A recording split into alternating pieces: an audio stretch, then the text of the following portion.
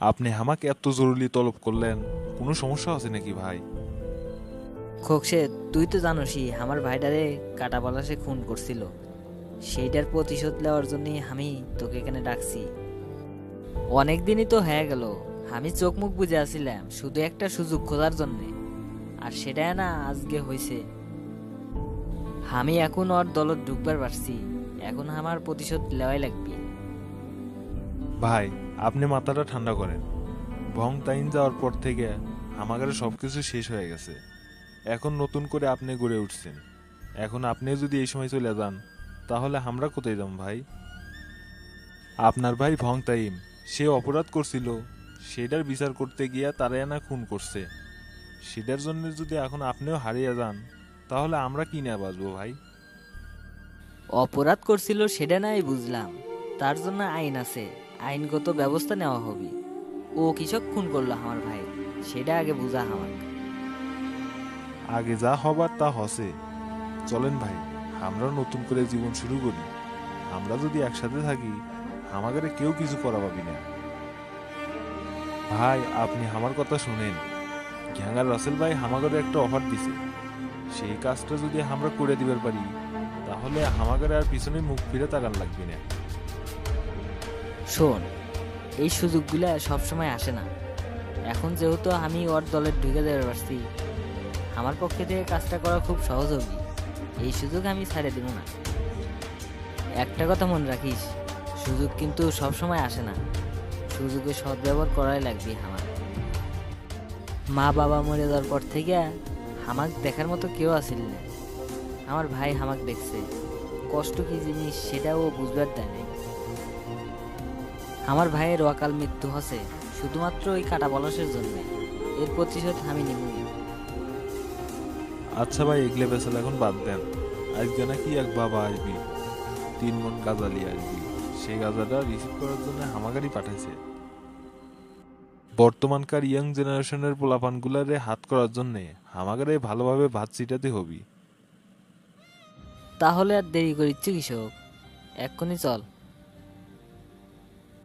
আর শোন, হামাগার পিছনত তো পুলিশ পড়ে আছে, সেই দিকে কি নজর দিছু? ভাই, কাঁচা কামে খুকশিত করে না। সবকিছুই ঠিক করা আছে। সবাক ধরবি, কিন্তু হামাগারে ধরবি না। কৃষক রে, তুই আবার কি করছস? ভাই, সবকিছু আপনি এখনই ভুলে গেছেন।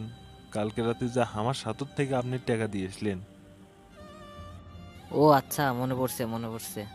আচ্ছা ঠিক আছে, গাড়িটা লিয়াই। আসসালামু আলাইকুম পলাশ ভাই, কেঙ্কা আছেন আপনি? ওয়ালাইকুম আসসালাম।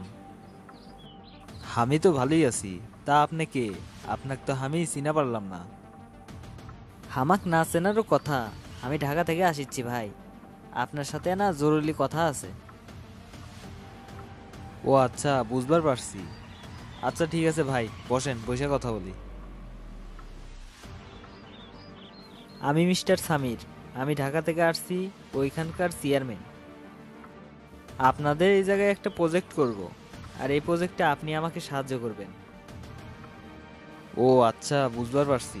তা আপনি এটি কিসের প্রজেক্ট করবে চাইছেন? এনা খোলসা করে কোন তো দেখি।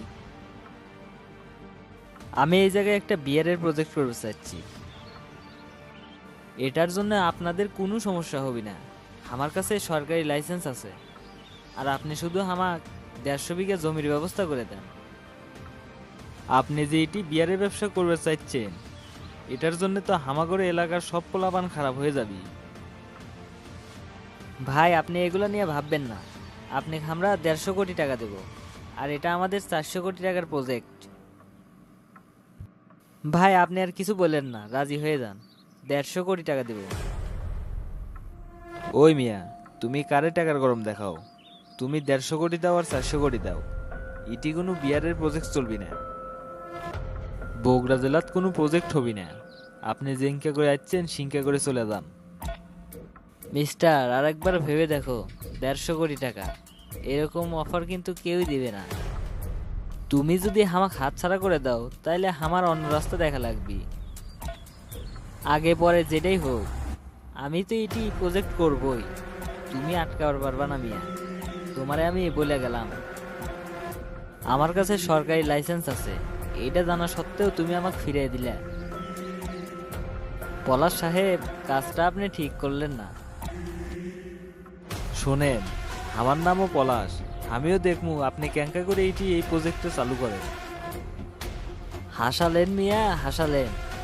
জিতিয়ে না থানা থুনা সব আমার হাতও, আপনি আর কি করবেন দেখাই যাবে। যাই হোক, আপনি শেষবারের মতো আরেকটা সুযোগ দিয়ে যাচ্ছি, 200 কোটি টাকা দেব, আপনি এই প্রজেক্টটা এখানে চালু করবার দেন। তাছাড়া আমার কাছে সরকারি লাইসেন্স আছে, এটি পুলিশের ঝামেলাও হবি না।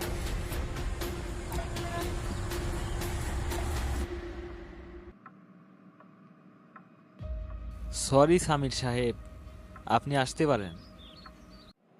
অনেকদিন যাবৎ কোনো মুরগি পাই না, এই মক্কেলের দেখে তো নতুন নতুন মনে করছে, এলাকায় মনে হয় নতুন।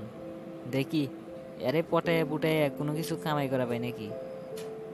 পকেট তো একদম ঘরের মাঠ, কিছু কামান লাগবেই। ওই ভাই, আপনি এলাকায় নতুন নাকি? ইটি আসেন, বসেন। ভাই আমাকে ডাকতেছেন? আচ্ছা আমি আসতেছি, থাকেন।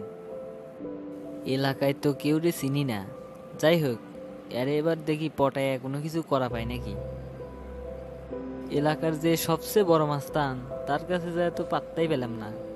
দেখি এর মাধ্যম দিয়ে কোনো জায়গায় যাওয়া যায় নাকি।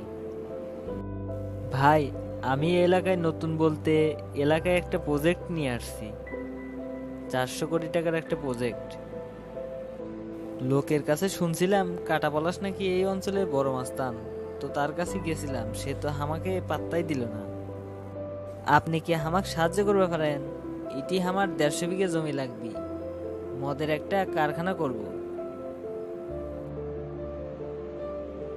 আপনাকে আমি সাহায্য করবো কৃষক, আপনি এটি কারখানা করে টাকা কামাবেন, তাতে আমার লাভ কি?